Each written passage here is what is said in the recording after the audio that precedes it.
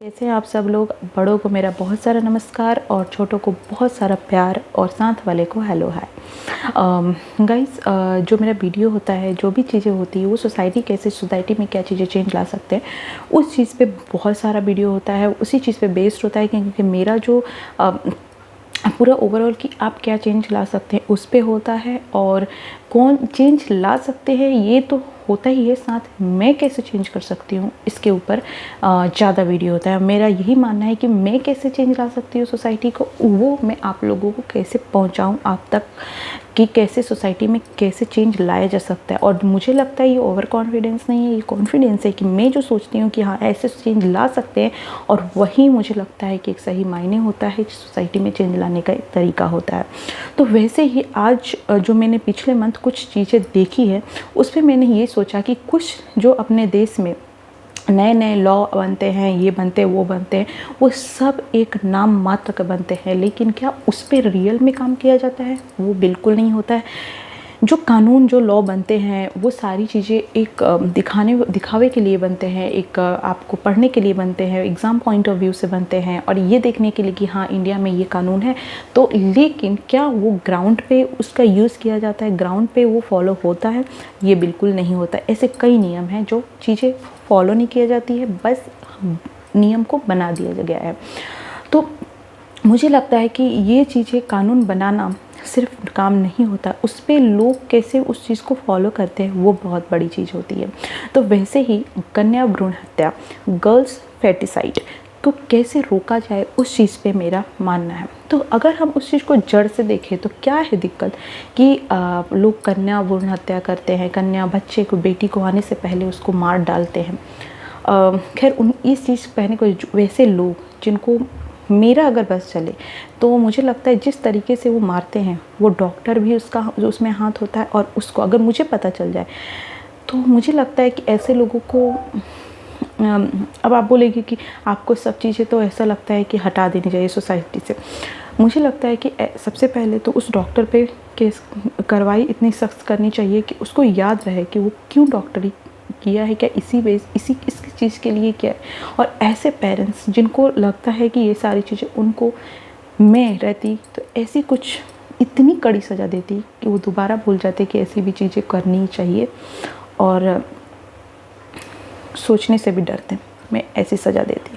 अच्छा ठीक है, तो कारण क्या है इसके पीछे? हमारी सामाजिक, जो हमारा सोशल, एक नैरो माइंडेड पीपल, एक गंदी, एक डर्टी माइंड पर्सन है, माइंड होता है, जिसके पीछे ये सारी चीज़ें लोग करते हैं। पहला कि हमारा वंशवाद, हमारा अगर लड़का नहीं होगा तो लड़की के होने से क्या हमारा वंश आगे बढ़ेगा? सबसे पहली घटिया और नीची और गिरी हुई सोच ये होती है। दूसरा कुछ नहीं होता है, पहला यही होता है कि वंशवाद, अगर लड़की होती है तो लड़की के होने पे क्या हमारा वंश आगे बढ़ेगा, क्या आगे पिता का नाम आगे बढ़ेगा या वंश आगे बढ़ेगा? सबसे पहला तो यही होता है। तो मुझे लगता है क्योंकि लड़की तो शादी होगी, चली जाएगी, और उसके बाद यहाँ पे कौन रहेगा, यहाँ की प्रॉपर्टी का मालिक कौन रहेगा, यहाँ का वंश आगे बढ़ाने के लिए कौन? ये सबसे बड़ी सोच है जिसके पीछे गर्ल्स की और बेटियों की हत्या की जाती है। तो मुझे लगता है, मैं इतना तो नहीं, इतना ज़्यादा बकवास क्योंकि मैं नहीं करूँगी कि वंशवाद क्या होता है ये आपको पता है, ठीक है। ऐसे घटिया लोगों को, सोच को आप देख सकते हैं कि क्या होता है। मैं तो इसमें सॉल्यूशन बताने आई हूँ कि क्या होता है।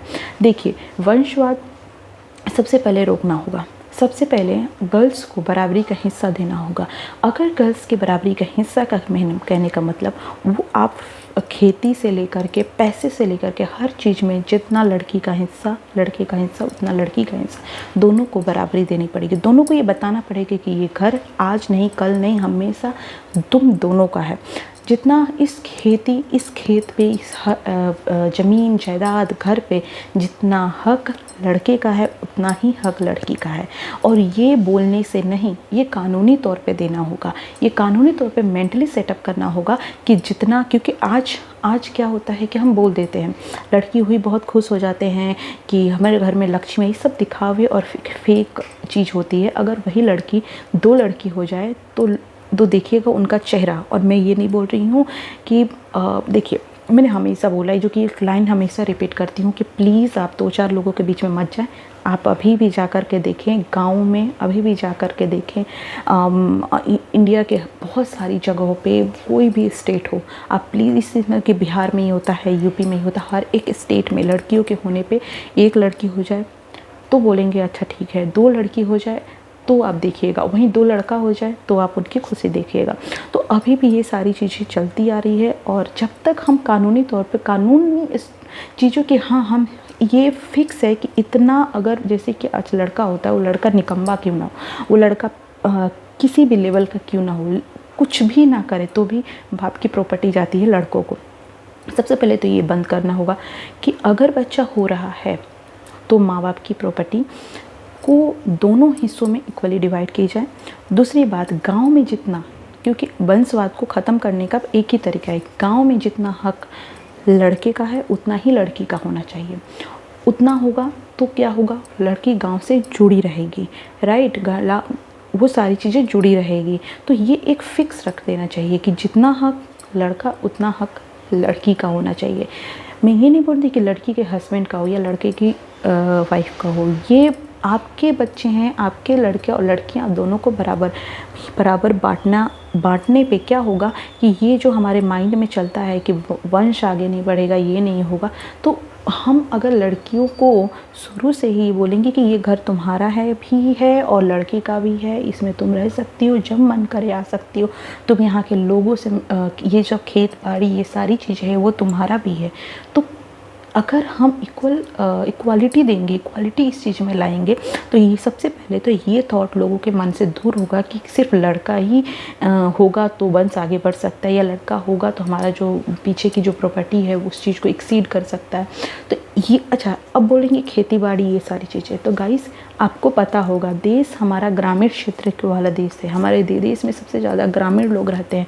यहाँ पे मुश्किल से 10% लोग शहरी हैं, जो शहर में शहर में घर बना लिए हैं, बस गए, बिजनेस उन्हें सब स्टार्ट कर दिए। लेकिन अभी भी हमारा देश जो चीज़ें ये चलती आ रही है वो गाँव के एरिया में सोच से चलती आ रही है। उनके लिए खेत, उनके लिए बहुत इम्पोर्टेंट, उनके लिए वंश, ये चीज़ें बहुत मैटर करता है। तो वो वहाँ पे रोकने के लिए हमें ये नियम लाना पड़ेगा। अगर मैं रहूँगी तो मैं शुरू से ही कि वो पैसा हो, घर हो, वो आपका एग्रीकल्चर फार्म हो, खेती हो, कुछ भी हो, इक्वल डिवाइड करना ही होगा।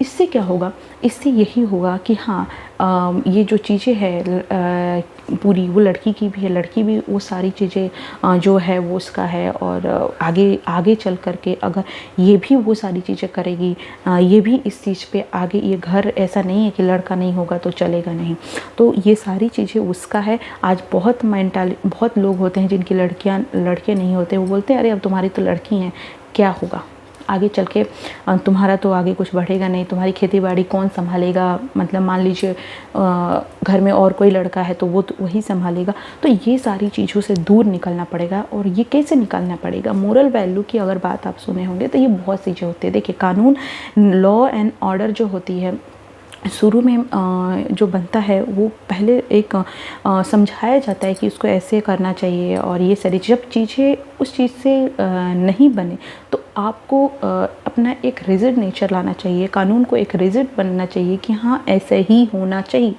आप उस चीज़ को फॉलो करें या ना करें, जो समाज के लिए सही है वही होगा। इससे जनता खुश रहे या ना रहे, समाज और सोसाइटी किससे खुश रहता है, समाज सोसाइटी में कैसे इक्वालिटी बनी रहे, उस चीज़ को मैटर करता है कि वो क्या इम्पोर्टेंट। उस चीज़ के लिए अगर लोग ज़बरदस्ती उस चीज़ को कानून थोपना पड़े तो थोपना की ज़रूरत है।